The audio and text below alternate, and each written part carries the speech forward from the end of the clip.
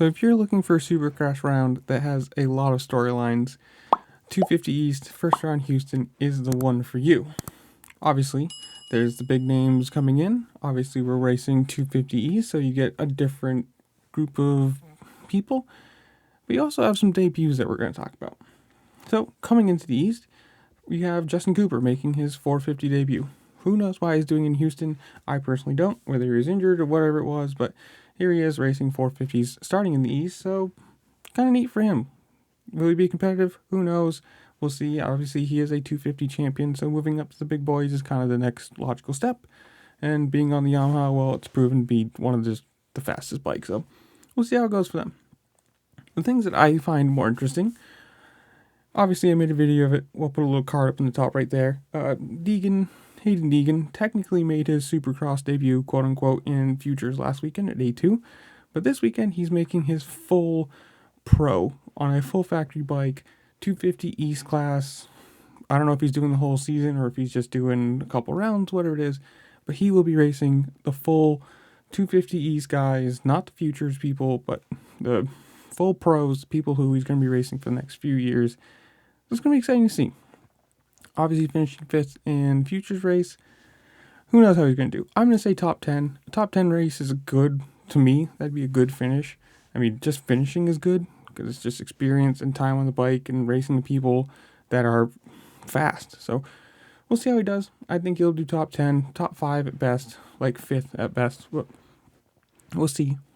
It's just neat to see him out there. Obviously, big name, new rider, new coast, drama, whatever. The other side of this, Talon Hawkins, who, due to a misfortune for Jalik Swole, is now getting the fortunate side of he's moving up. He's racing the 250 East. Obviously, he's been on the Husqvarna team for, I think it's 3 years now, 2019. So he's had some practice. He's had some time on the bike. And one misfortune for one guy leads to fortune for another guy. Another young rookie coming in.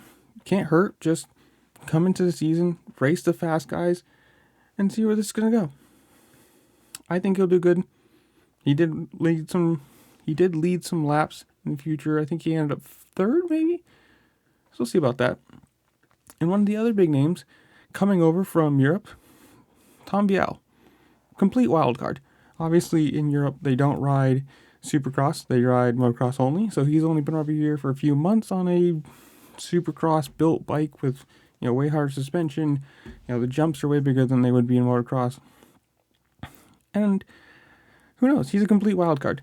Coming over, completely different discipline, completely different, training throughout his life.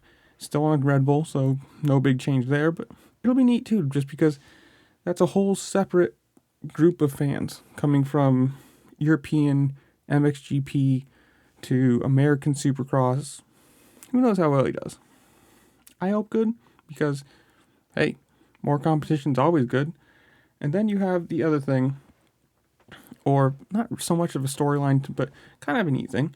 Obviously, Hunter Lawrence is running the East, where his brother is running the West. And the question is, can he keep up?